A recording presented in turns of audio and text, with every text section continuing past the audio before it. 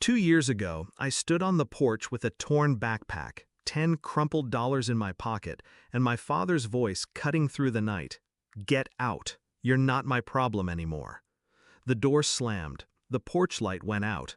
I slept behind a gas station that night. It's strange.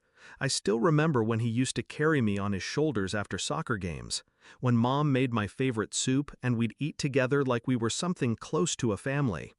But somewhere between my 16th birthday and my 18th, the warmth turned into ice. Dad's words sharpened. Mom's eyes stopped meeting mine. They called it tough love. I called it abandonment. The night before they kicked me out, I'd confronted Dad about money he'd promised for my college fund. He laughed in my face. "You're not going to college. You're going to get a job and start paying rent here." When I said no, he smiled in that slow, cruel way that meant trouble.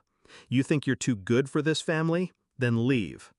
I thought Mom would stop him. She didn't even look up from her phone. I spent the next year learning how to survive. I worked 2 jobs, morning shifts at a cafe, night shifts loading trucks. I slept in a basement room I rented for cash, with a ceiling so low I couldn't stand straight. But every hour I worked, I saved. Not just money, information. I checked public property records in my free time.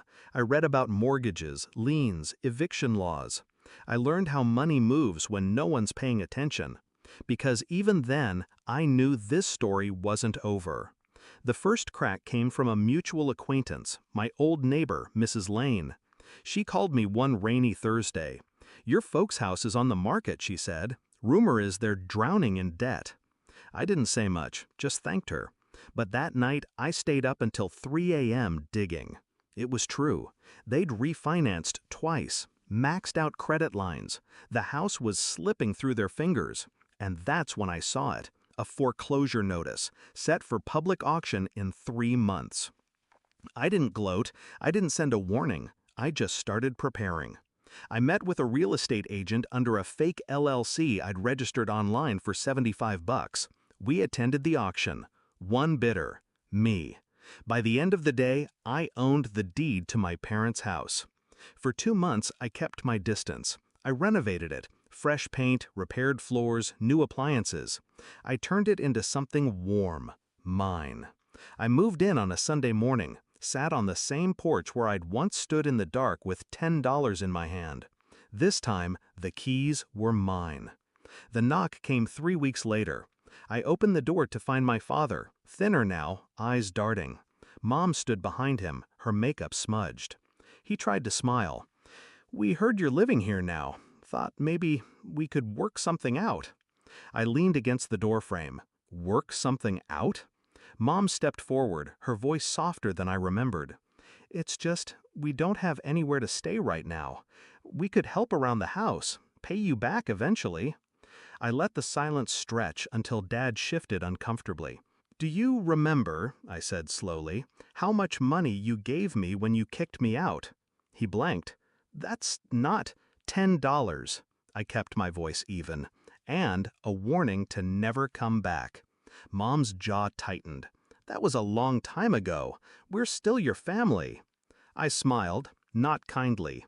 "No. Your people I used to live with." I didn't slam the door. I just closed it, slow enough for them to see the life they'd thrown away standing on the other side of the glass. Through the window, I watched them walk back to their car. Dad's shoulders hunched. Mom kept her head down. No shouting, no begging, just the quiet understanding that the only home they had left was no longer theirs. That night, I sat at the kitchen table, the one they'd left behind when the bank took the house.